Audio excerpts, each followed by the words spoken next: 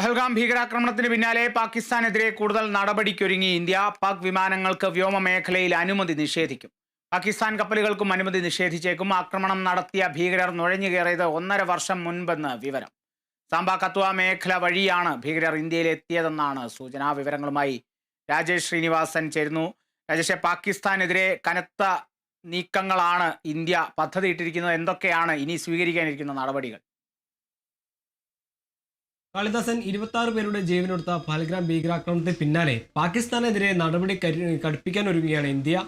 അതിന് അടുത്ത ഘട്ടമായി പാകിസ്ഥാനിലെ വിമാനങ്ങൾക്ക് ഇന്ത്യയുടെ വ്യോമ മേഖലയിൽ അനുമതി നിഷേധിക്കും. അതുപോലെ തന്നെ കപ്പലുകൾക്ക്, ചരക്ക് കപ്പലുകൾക്കടക്കമുള്ള കപ്പലുകൾക്ക് ഇതുപോലെ അനുമതി നിഷേധിക്കും.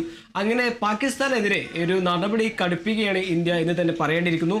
ഐക്യരാഷ്ട്രസഭയിലടക്കം പാകിസ്ഥാനെ തുറന്നു കാട്ടാൻ ഇന്ത്യക്ക് സാധിച്ചു എന്ന് തന്നെയാണ്. അതിൽ പാകിസ്ഥാൻ ഭീകരപ്രവർത്തനത്തെ ഒരു പ്രോത്സാഹനത്തിൽ പങ്കുണ്ടെന്ന് തുറന്ന് പറയുകയും ചെയ്തിരുന്നു. അതിന്റെ പശ്ചാത്തലത്തിൽ ലോകരാജ്യങ്ങൾക്കിടയിൽ പാകിസ്ഥാനെ ഒറ്റപ്പെടുത്താനുള്ള ഇന്ത്യയുടെ നീക്കം അല്ലെങ്കിൽ അടുത്ത ഘട്ടമായി ഇപ്പോൾ അതിനെതിരെ നടപടി കടുപ്പിക്കാൻ ഒരുങ്ങിയാണ് ഇന്ത്യ എന്ന് തന്നെ പറയേണ്ടിയിരിക്കുന്നു. എന്തായാലും ഇന്ന് ഭീകരാക്രമണത്തിൽ ബന്ധപ്പെട്ട അല്ലെങ്കിൽ അതിലുൾപ്പെട്ട ഭീകരർക്കായുള്ള തിരച്ചിൽ പുരോഗമിക്കുന്നുണ്ട് ഒരു ഭാഗത്ത്. എന്തായാലും കാശ്മീരിലെ തെക്കൻ വനമേഖലയോട് ചേർന്നുള്ള വനമേഖല തന്നെ അല്ലെങ്കിൽ താഴ്വാരയിൽ തന്നെ ഇപ്പോൾ ഭീകരരുണ്ടെന്നാണ് നിലവിൽ ഇപ്പോൾ സൈന്യം വ്യക്തമാക്കുന്നത്. അതിന് അത്യാധുനിക ഡ്രോൺ അടക്കമുള്ള സാങ്കേതിക വിദ്യ ഉപയോഗിക്കുന്ന വിദഗ്ധരുമായി ഒരു പരിശോധന അല്ലെങ്കിൽ തിരച്ചിൽ നടത്തുകയാണ് ഈ വനമേഖലയെല്ലാം തന്നെ. അതുപോലെ പ്രധാനമായും പ്രാദേശിക ജനങ്ങളുടെ അഭിപ്രായവും നിലവിൽ ഇപ്പോൾ സൈന്യം തേടുന്നുണ്ട്. സ്ഥിതിഗതികളെല്ലാം വിലയിരുത്തി അല്ലെങ്കിൽ അതിനുള്ള നടപടി സ്വീകരിക്കാൻ തന്നെയാണ് സൈന്യത്തിന്റെ തീരുമാനം. ഈ സുരക്ഷാ സേന ബന്ധപ്പെട്ട് അല്ലെങ്കിൽ ഈ തീവ്രവാദികൾക്ക് അല്ലെങ്കിൽ ഭീകരവാദികൾക്ക് സഹായം നൽകിയ ഈ പാക് ജനവിഭാഗങ്ങൾ അല്ലെങ്കിൽ ചിലര് ഇപ്പോൾ 14 പേരെയാണ് ഇപ്പോൾ സുരക്ഷാ സേന കസ്റ്റഡിയിൽ എടുത്തിട്ടുള്ളത്. എന്തായാലും അതിൽ ഇനിയും കൂടുതൽ പേരുണ്ടെന്നോ അല്ലെങ്കിൽ ഈ പാക് ഭീകരമായി ബന്ധമുണ്ടെന്ന കാര്യമെല്ലാം എന്നെ ഇപ്പോൾ വിശദമായി തന്നെ ആലോചിച്ച് വരികയാണ് അല്ലെങ്കിൽ ചോദ്യം ചെയ്ത് വരികയാണ്. അതേസമയം തന്നെ നിലവിൽ ഇപ്പോൾ പാക് അല്ലെങ്കിൽ പഹൽഗ്രാം ഭീകരാക്രമണത്തിന് പിന്നാലെ ജമ്മു കാശ്മീരിൽ നിന്ന് ഭീകരർക്ക് എന്തെങ്കിലും സഹായം ലഭിച്ചിട്ടുണ്ടോ എന്നെല്ലാം ഇപ്പോൾ നിലവിൽ ഇപ്പോൾ സുരക്ഷാ സേന പരിശോധിച്ച് വരികയാണ് അല്ലെങ്കിൽ അന്വേഷിച്ചു വരികയാണ്. നിലവിൽ ഇപ്പോൾ ജില്ലാ ഭരണകൂടത്തിൻ്റെ അല്ലെങ്കിൽ കാശ്മീർ ജില്ലാ ഭരണകൂടത്തിൻ്റെ പൊളിക്കൽ നടപടിയെല്ലാം നിർത്തിവെച്ചിരിക്കുകയാണ്. അതായത് ഭീകരാക്രമണത്തിൽ അല്ലെങ്കിൽ ഭീകരർക്ക് സഹായം നൽകുന്ന പേരിൽ അല്ലെങ്കിൽ ഭീകരരുടെ വീടുകളെല്ലാം നിലവിൽ ഇപ്പോൾ പൊളിക്കൽ നടപടി നേരിട്ടിരുന്നു. അതെല്ലാം നിലവിൽ ഇപ്പോൾ നിർത്തിവെച്ചിരിക്കുകയാണ്. അത് പ്രതിപക്ഷ പാർട്ടിയടക്കം നാഷണൽ കോൺഗ്രസ് അടക്കം PDP അടക്കമുള്ള പാർട്ടികൾ ഈ പ്രതിഷേധവുമായി രംഗത്ത് വന്ന സാഹചര്യത്തിലാണ് ഈ പൊളിക്കൽ നടപടി ഇപ്പോൾ ജില്ലാ ഭരണകൂടം നിർത്തിവെച്ചിരിക്കുന്നത്.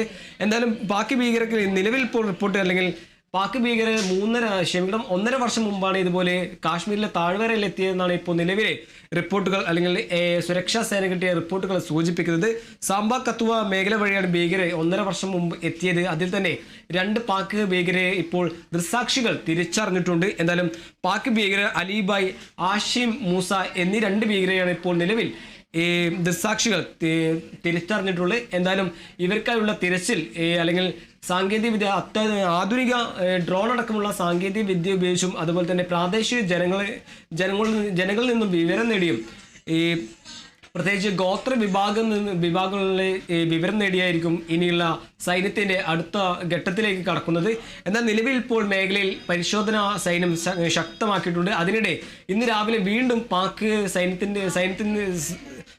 നിന്നും ഇപ്പോൾ ഇന്ത്യൻ സൈന്യത്തിന് നേരെ ഒരു വെടിവെപ്പ് അല്ലെങ്കിൽ ഒരു പ്രകോപനം ഉണ്ടായിട്ടുണ്ട്. അത് പ്രധാനമായും ബരാമുള്ള, കപ്വാര എന്നീ സെക്ടറുകളിലാണ് ഇപ്പോൾ ഇന്ത്യൻ സൈന്യത്തിന് നേരെ ഒരു പ്രകോപനം ഉണ്ടായത്.